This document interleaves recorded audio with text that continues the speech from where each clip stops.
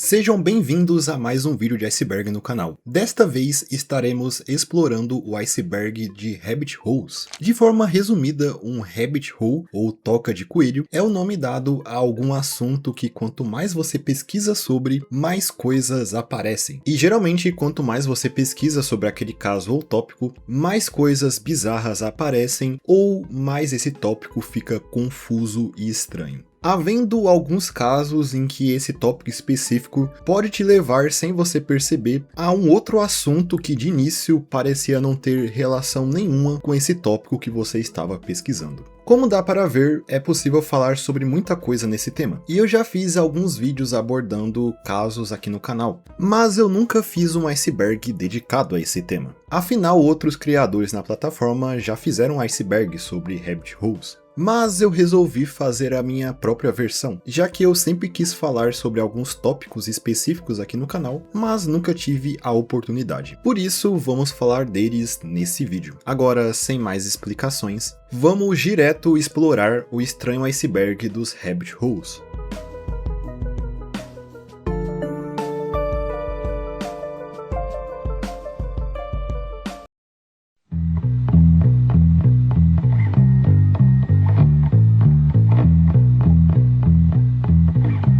Loss. Você por um acaso já viu esse padrão em algum lugar da internet? Caso você tenha visto sem o devido contexto, você talvez tenha ficado bastante confuso. Esse padrão foi tirado de uma tirinha de uma webcomic chamada Ctrl-Alt-Del, criada pelo artista Tim Buckley desde 2002. Ctrl-Alt-Del é uma webcomic voltada para o público gamer, que em suas tirinhas retrata situações que gamers passam no dia a dia de forma humorada, com o protagonista da história sendo um self-insert do Tim Buckley. Ctrl-Alt-Del foi bastante popular desde a sua concepção, lá em 2002, sendo uma das webcomics mais lidas da internet. Com isso, ela se expandiu e as histórias começaram a ficar mais complexas ao passar do tempo, lidando com arcos que eram contados em várias tirinhas, ao invés de uma história rápida e isolada como eram as tirinhas no início. A série até ganhou uma versão animada em 2005. Com a popularidade do Ctrl-Alt-Del, a série sofreu muitas críticas, com muita gente falando que ela era sem graça, e até tendo uma polêmica de racismo no meio. Porém, a infame tirinha foi lançada originalmente apenas em 2008, com o título Loss, ou Perda em português. Essa tira de 4 painéis não tem nenhum diálogo, e não tem nada a ver com videogame também. Ela na verdade mostra o Ethan, o personagem principal, chegando em um hospital, falando com a atendente, falando com o médico, e no painel final encontrando sua esposa na cama do hospital após ela ter sofrido um aborto espontâneo.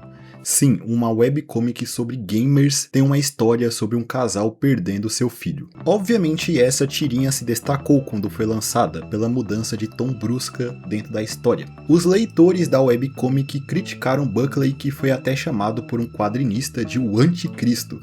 Chegou nesse nível. Uma das principais críticas feitas a Loss, além da mudança de tom, foi o uso do tropo chamado Fridging, também conhecido como Woman in Refrigerators, ou Mulheres nas Geladeiras, onde uma personagem feminina em uma história sofre com o intuito de desenvolver ou motivar um personagem masculino. Essa tirinha rapidamente chegou no 4chan, onde usuários fizeram variações dela com personagens de outras franquias, e o padrão de uma linha em pé, duas linhas em pés com uma linha maior que a outra, duas linhas em pé, uma linha em pé e uma linha deitada, se tornou padrão que começou a ser identificado em outros lugares.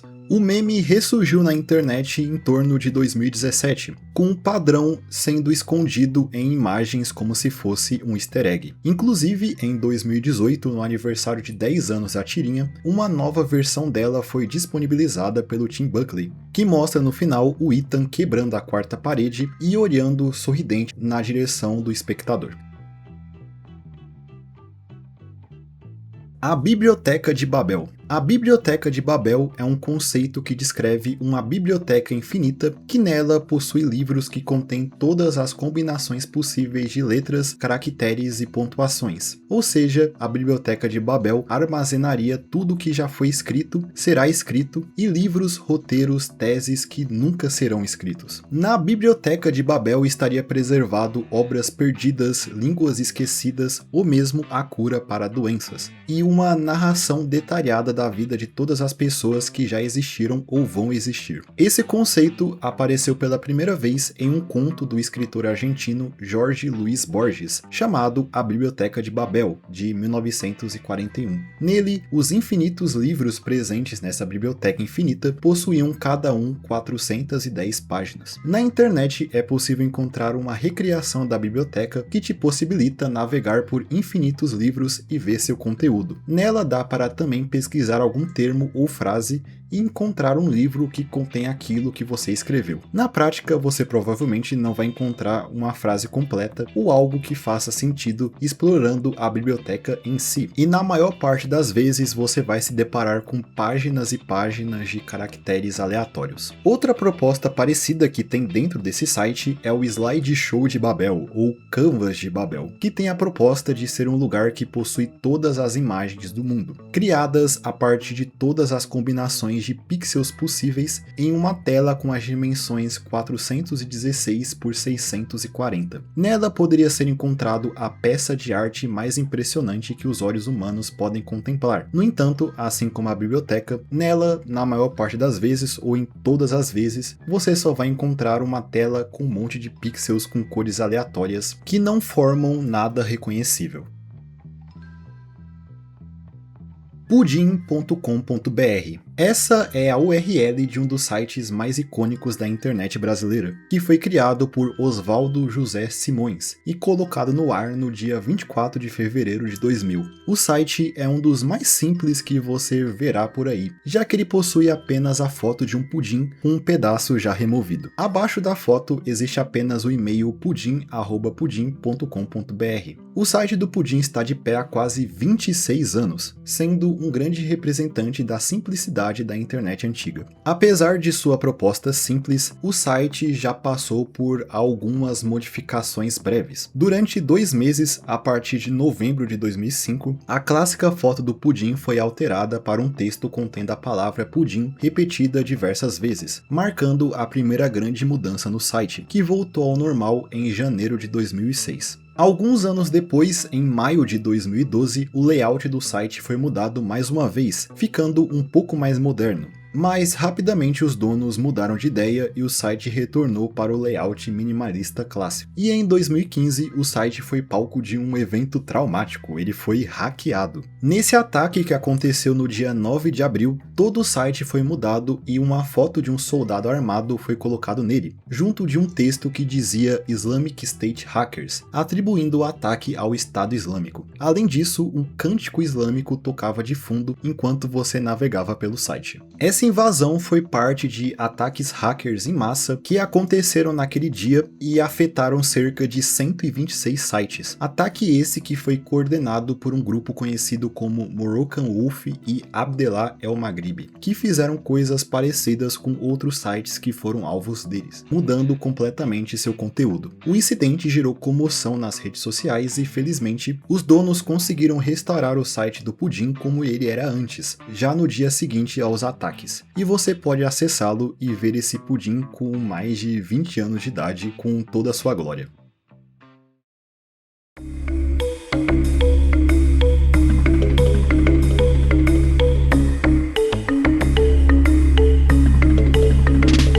Músicas lançadas no 11 de setembro. O atentado do 11 de setembro causou impacto em diversas áreas da sociedade, e uma delas foi a indústria do entretenimento. Você já pode ter ouvido falar sobre mídias que foram alteradas por causa do atentado, especialmente aquelas que tinham alguma cena ou temática que poderia lembrar o ataque, ou mesmo mídias que possuíam uma representação do World Trade Center nele. Outra área do entretenimento impactada pelo incidente foi a música. Um exemplo foi o álbum Toxicity, do System of a Down, que teve seu lançamento alguns dias antes, no dia 4 de setembro. Porém, após o 11 de setembro, as músicas do álbum foram retiradas temporariamente das rádios devido às letras das músicas, que alguns achavam inapropriadas para aquele momento. Além disso, nesse exato dia foram lançados vários álbuns de grandes artistas, que dá para dizer que não foram o assunto principal nos noticiários daquele dia. Dando alguns exemplos, temos álbuns como The Blueprint, do Jay-Z, God Hate Us All, do Slayer, Silver Side Up, do Nickelback, Love and Teeth, do Bob Dylan, The Glow Part 2, do The Microphones e Live Scenes from New York, do Dream Theater. Muitos desses álbuns são destaques na discografia desses artistas, e é estranho pensar que todos eles foram lançados no dia 11 de setembro de 2001. Mas também uma música muito popular que teve seu lançamento como single nesse dia é nada menos que a música In The End, do Linkin Park. Sim, aquela mesma. É claro, a música apareceu pela primeira vez no álbum de estreia da banda, o Hybrid Theory, que foi lançado em 24 de outubro de 2000. Mas o single da In The End só foi lançado quase um ano depois, precisamente no dia 11 de setembro de 2001. Glupshito. Glupshito é um termo usado dentro da fandom de Star Wars para se referir a personagens secundários e obscuros da franquia, que não têm uma grande importância para a história dos filmes e das séries, mas que mesmo assim têm seus fãs. O termo surgiu a partir de um post no Tumblr, onde uma pessoa ironiza certos fãs de Star Wars que ficam empolgados com o retorno de um personagem muito obscuro em um novo lançamento da franquia, chamando esse personagem hipotético de Glupshito, que é um nome que soa como os nomes dos personagens de Star Wars. Eu diria que existem graus de Glupshitos dentro da fandom. Existem aqueles personagens que não é todo mundo que conhece, mas ele tem uma história bem estabelecida, presença no universo expandido e um tempo de tela nos filmes e nas séries considerável. Esse é o caso, por exemplo, do Biggs Darklighter, que aparece no primeiro filme de Star Wars, Uma Nova Esperança, e era um amigo de infância do Luke, que cresceu com ele em Tatooine, mas acabou virando um piloto imperial antes de desertar e se unir à Aliança Rebelde. A principal cena que foi gravada com o personagem para o filme, com ele se reencontrando com Luke em Tatooine, foi uma cena que foi deletada do corte final. Logo, a sua aparição mais relevante na Nova Esperança foi ele morrendo nas mãos do Darth Vader durante a Batalha de Yavin. Em cortes posteriores do filme para Blu-ray e outros lançamentos, foi inserida uma cena que mostra o Luke e o Biggs Darklighter interagindo para desenvolver melhor a relação entre os dois personagens. Apesar da aparição breve, ele é o personagem favorito de alguns fãs da franquia. Mas também temos casos como o do Hero Hood, que é o nome dado a um figurante que aparece no filme Império Contra-Ataca. No filme, ele aparece correndo quando as tropas imperiais invadem Cloud City, e ele não tem mais de um segundo de tela. No filme, ele só aparece correndo vestindo um macacão bege, segurando um objeto que provavelmente era uma máquina de sorvete. Apesar de ser apenas um figurante, ele ficou popular entre os fãs, sendo chamado de o cara da máquina de sorvete, e posteriormente ganhando nome e história dentro do universo. Ele era um minerador do planeta de Bespin que buscava seguir a carreira de contrabandista, com ele destruindo um núcleo de memória para impedir que o Império conseguisse informações sensíveis. Mas um dos meus Glupshitos favoritos com certeza é o Shaggy, que é literalmente o salsicha no universo de Star Wars. Por essa vocês não esperavam. E sim, esse personagem é oficial, ele aparece na série animada de Clone Wars, no caso a primeira série animada de Clone Wars, em 2D. Realmente o salsicha é onipresente.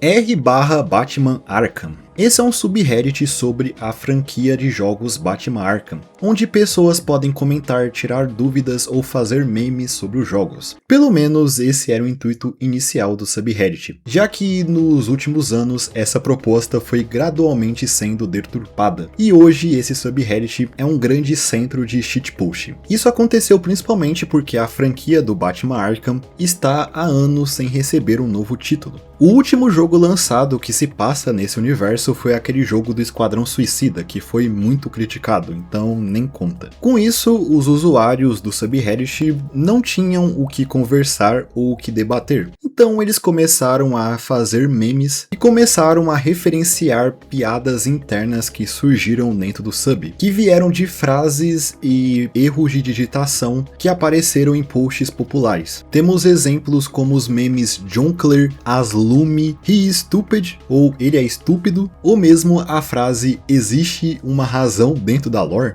E o principal meme que saiu dessa esquizofrenia toda, o personagem Man, que é o Batman sem a parte do morcego. A repetição constante desses memes e a completa mudança de propósito desse subreddit fez esses memes estourarem a bolha, mostrando para toda a internet o estado em que aquele subreddit estava. Até hoje, se você acessar o r/Batman Arkham, você não irá ver nada relacionado à série, apenas variações desses memes mostrados anteriormente.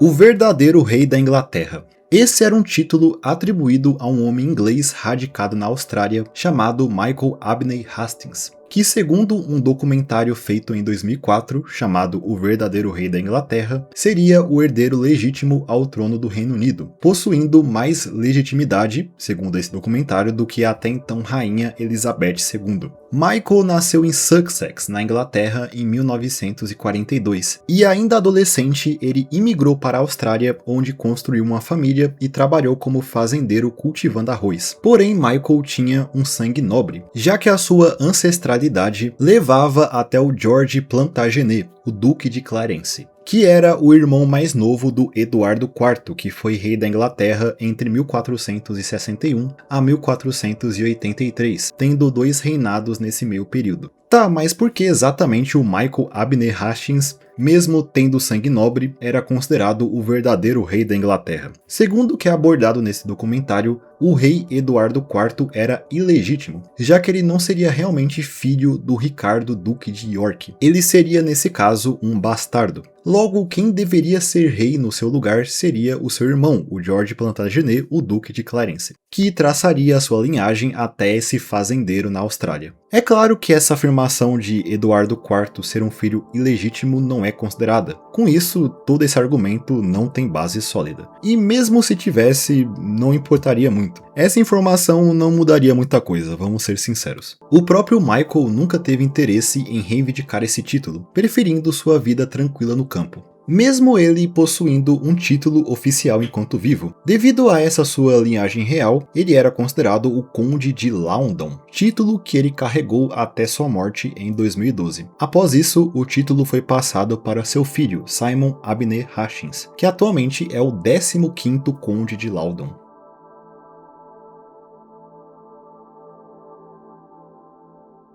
Inchon. Inchon é um filme lançado em 1981 que foi pensado como um grande épico de guerra. O filme se passa durante a Guerra da Coreia nos anos 50, mas especificamente se situando na Batalha de Inchon, que dá nome ao filme, que foi uma batalha decisiva para o lado das Nações Unidas e da Coreia do Sul, que posteriormente possibilitou a reconquista da capital Seul dos norte-coreanos. O filme tem como protagonista a figura real do general americano Douglas MacArthur, que é considerado o maior líder militar do século XX e que atuou tanto na Segunda Guerra Mundial quanto na Guerra da Coreia. E ele era também o cara do cachimbo que aparece na capa do Hearts of Iron 4. No filme, MacArthur é interpretado por ninguém menos do que o Laurence Olivier, um dos maiores atores da história. Na verdade, ele é considerado por alguns como o maior ator de todos os tempos. Além do Laurence Olivier, o filme tinha no elenco o célebre ator japonês Toshiro Mifune, que é mais conhecido pela sua parceria com o lendário diretor Akira Kurosawa. Os dois trabalharam juntos em filmes como Os Sete Samurais, Rashomon e Ojimbo. O filme foi dirigido também por um diretor renomado, o Terence Young, que é mais conhecido por ter dirigido alguns filmes do James Bond, incluindo o primeiro filme do personagem, o Dr. No, de 1962. Todo esse conjunto poderia ter criado um clássico do cinema, mas não foi isso que aconteceu. Na verdade, passou longe disso. Esse filme surgiu já no final da carreira do Laurence Olivier. Foi um dos seus últimos filmes, e sua saúde estava bem debilitada durante as gravações. Segundo o Korea Times, o ator ficava boa parte do tempo sentado, tendo dificuldades para se levantar para gravar as cenas. Ele inclusive só aceitou fazer o filme porque o seu cachê seria alto. O filme foi gravado em diversos países, como os Estados Unidos, Coreia do Sul, Itália, Irlanda e Japão. Logo, a equipe de produção tinha que se deslocar bastante. E durante as gravações também houve um tufão que destruiu um set inteiro. Além disso, para piorar, um dos principais atores do filme, o David Janssen, que ficou famoso por interpretar o personagem principal na série O Fugitivo, teve um ataque cardíaco e morreu antes do fim das gravações do filme, obrigando a produção a fazer diversas regravações que ajudaram a estourar o orçamento do filme, saindo de um orçamento inicial de 18 milhões de dólares para 46 milhões. Mas o fato mais polêmico em relação à produção desse filme é a participação da Igreja da Unificação, um novo movimento religioso que surgiu na Coreia nos anos 50 e era liderado por Son Myung-moon, que é considerado por alguns como uma seita, acusados de explorar financeiramente seus membros, além de funcionar como um movimento político. A Igreja da Unificação prega que Jesus morreu antes de completar o plano de Deus, se casar, ter filhos e criar uma linhagem livre de pecado. Com isso, a Igreja da Unificação considera Moon como um novo Messias e prega que pessoas precisam se casar e buscar criar uma família ideal. Um dos elementos mais conhecidos da Igreja da Unificação são os casamentos em massa, que é justamente o que parece, um evento onde muitos casais se casam ao mesmo tempo. Son Myung-moon e sua igreja são considerados os principais financiadores do filme. É dito que Moon participou da produção desde o seu início, como se fosse um produtor,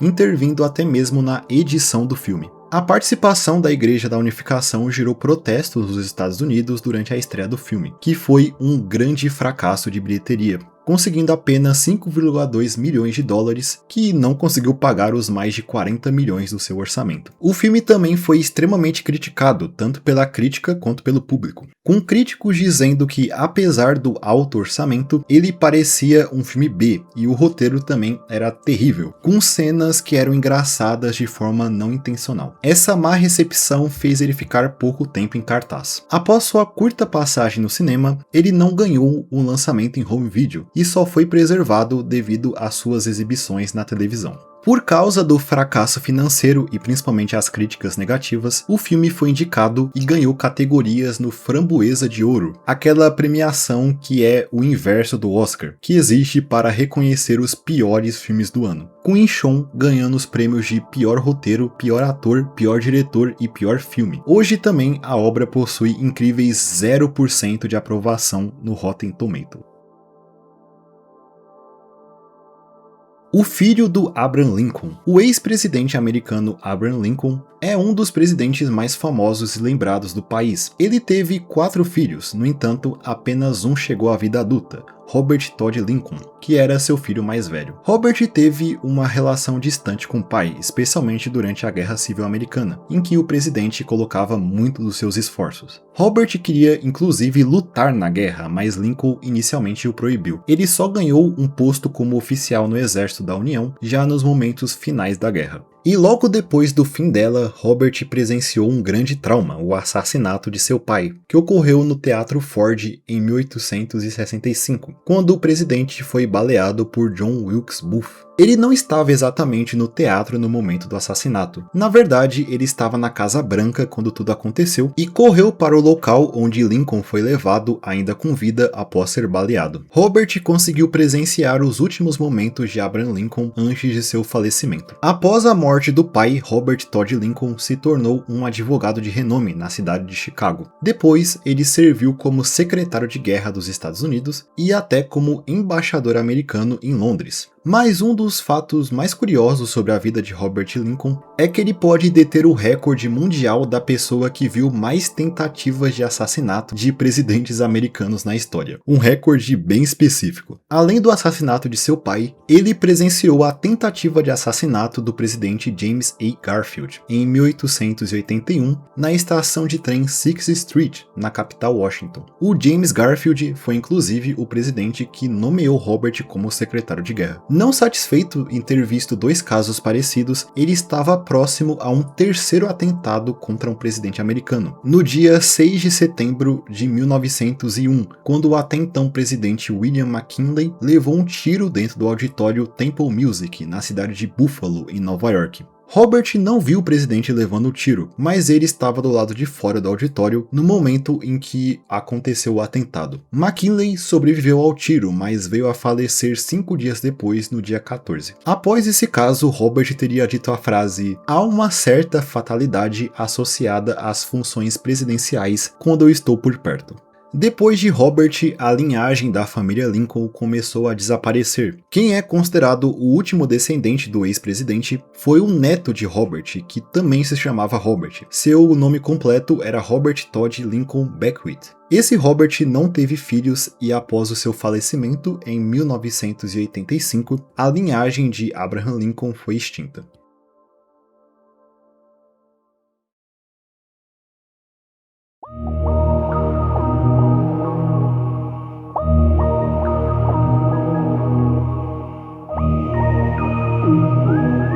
Chalino Sanches. Você provavelmente já viu esse vídeo em algum lugar. Nele aparece um cantor em cima de um palco lendo um bilhete e ficando visivelmente abalado. Mas mesmo assim, após ler o bilhete, que provavelmente tinha algum tipo de ameaça contra ele, ele decide retomar a sua apresentação. Esse vídeo circula bastante nas redes sociais e é usado como um vídeo de reação, especialmente no Twitter. Mas o vídeo esconde uma história macabra que até hoje permanece sem solução. O cantor que aparece no vídeo é Chalino Sanches, um artista mexicano que nasceu em 1960, na região rural do estado de Sinaloa, no município de Culiacán. A área onde ele cresceu era bastante pobre e violenta. Quando adolescente, Sanches matou um homem que 2 anos antes havia abusado sexualmente de sua irmã. Por ter cometido um assassinato, ele teve que fugir do México e ir para os Estados Unidos, se estabelecendo na Califórnia. Lá, ele iniciou sua carreira musical escrevendo corridos, que é um tipo de canção que narra em suas letras histórias de opressão e de foras da lei. Sanches produzia músicas sobre encomenda, contando histórias de pessoas reais como imigrantes, criminosos e até narcotraficantes. Rapidamente, o músico ficou conhecido dentro da cena do narcocorrido, parte da cultura do narcotráfico. Ao longo dos anos, Sanches se envolveu em situações perigosas e provavelmente fez alguns inimigos. Em 1992, ele foi baleado enquanto fazia um show na cidade de Coachella, na Califórnia. Mesmo recebendo esse tiro, ele conseguiu se levantar e tentou revidar, atirando contra seu agressor. Nisso, ele matou uma pessoa inocente que passava pelo local. Nesse momento, Sanches estava em uma grande paranoia, acreditando que sua vida estava em sério risco. Mesmo assim, ainda em 1992, ele decidiu voltar para sua cidade natal, Culiacán, onde ele faria um show nela no dia 16 de maio. E foi nesse show que saiu a gravação dele lendo o bilhete e ficando ansioso. Não sabemos o que estava escrito naquele bilhete, mas se especula que era uma ameaça de morte, muito por causa do que aconteceu com ele após esse show. Depois da apresentação, o cantor foi sequestrado e encontrado morto posteriormente com vários buracos de bala. Não se sabe com certeza quem matou Chalino Sanches, porém a hipótese mais aceita é que foram os cartéis da região que possivelmente tinham questões a resolver com ele. Póstumamente, Chalino Sanches foi considerado o rei do corrido, e seus últimos momentos foram imortalizados nessa gravação, com ele cantando a canção Alma Enamorada em sua última apresentação. Curupira tepui. Um tepui é um tipo de formação que tem o seu topo plano e que são encontradas principalmente na região da fronteira do Brasil, Venezuela e Guiana. O mais conhecido desses tepuis é o Monte Roraima, que está localizado nessa tríplice fronteira. Os tepuis também são popularmente conhecidos como Ilhas do Céu, por seu topo estar bem alto e isolado. Devido a esse isolamento, os tepuis carregam uma biodiversidade única, que ainda não foi completamente estudada. O Curupira tepui seria um tepui obscuro que estaria localizado em algum lugar da fronteira Brasil-Venezuela. Se teoriza que ele faz parte da formação montanhosa conhecida como a Serra do Curupira, que faz parte da fronteira e de uma região chamada o Escudo da Guiana, onde estão localizados os outros tepuis. Região essa que foi muito pouco explorada, especialmente essa tal Serra do Curupira, que tem pouquíssima informação dela na internet e segundo alguns mapas que eu vi, ela fica bem ao norte do Brasil. O Curupira tepui se tornou uma grande lenda, especialmente entre os entusiastas da criptozoologia. Afinal, em Curupira tepui, segundo as histórias, viveriam 3 animais misteriosos que são descritos como dinossauros que sobreviveram à extinção, também conhecidos como neodinossauros dentro da criptozoologia. Esses animais lendários seriam o Stoa, o Sua e o Achorige. Esses 3 seriam semelhantes a um Carnotauro, a um Saurópode e a um Pterossauro, respectivamente. Agora você sabe que o Brasil tem o seu próprio trio de pokémons lendários. A principal pessoa que fala sobre esse tal Curupira tepui é o criptozoólogo tcheco Jaroslav Mares, que já escreveu 3 livros sobre essa localidade. Esse criptozoólogo até já fez expedições para a região e afirma ter tentado escalar o tepui em 1978.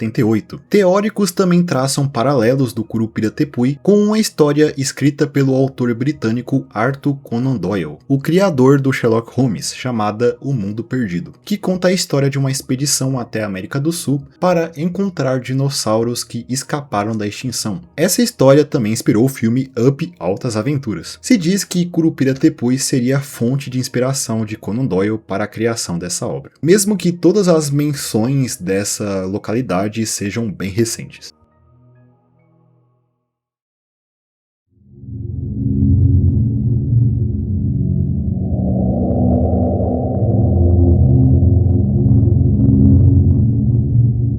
O porão do Benjamin Franklin. Benjamin Franklin foi um cientista, inventor e diplomata que é considerado um dos pais fundadores dos Estados Unidos. Ele foi um dos assinantes da Declaração de Independência do país. Durante o período que antecedeu a independência dos Estados Unidos, Benjamin Franklin vivia em uma casa em Londres, na rua 36 Craven Street. Ele deixou essa casa para voltar à América em 1775 para nunca mais retornar. Mas com a importância histórica de Benjamin Franklin, essa casa, por abrigá-lo, se tornou um ponto de interesse. E durante os anos 90, mais de 200 anos depois de Franklin ter se mudado, resolveram transformar a casa, que ainda estava de pé, em um museu em torno de sua figura. Com isso, foi necessário fazer uma restauração no imóvel. E a partir dessa restauração, foi descoberto que Benjamin Franklin tinha alguns esqueletos no armário, quase que literalmente. Existia nessa casa um porão sem janelas, e no processo de restauração, um conservacionista que estava trabalhando na casa encontrou nada menos que ossos humanos enterrados no porão. Foram recuperados mais de 1.200 ossos da casa. Esses ossos pertenciam a 15 pessoas e parte considerável dessas pessoas eram crianças. Não é preciso dizer que quando isso foi descoberto, a mídia ficou maluca. Começaram a surgir especulações de que o Benjamin Franklin era uma espécie de serial killer que escondia o corpo das suas vítimas no porão de casa. Mas a resposta mais aceita para isso é bem menos sensacionalista, apesar de tecnicamente ainda envolver um crime. Acredita-se que no porão dessa casa era conduzido aulas clandestinas de anatomia. Na época, na Inglaterra, era permitido apenas apenas fazer aulas de anatomia com cadáveres de criminosos executados. Por isso, era muito difícil conseguir um corpo para as aulas, e os estudantes então dependiam de cadáveres roubados para estudar. Essas aulas não eram mestradas pelo Benjamin Franklin, mas sim por um amigo, o anatomista William Wilson. Nas aulas, os corpos eram cortados e os ossos eram descartados, dando origem a esses 1.200 ossos encontrados 200 anos depois. Na verdade, acredita-se que Franklin não tinha envolvimento real nessas aulas. Elas só aconteciam na casa que ele morava e compartilhava com outras pessoas, incluindo esse tal William Wilson. Mas possivelmente ele dava algumas espiadinhas de vez em quando. O William Wilson veio a falecer alguns anos depois, em 1774, devido à sepsis que ele contraiu após cortar a si mesmo enquanto ele dissecava um corpo. Ele tinha 34 anos na época e sua morte abalou a comunidade anatomista.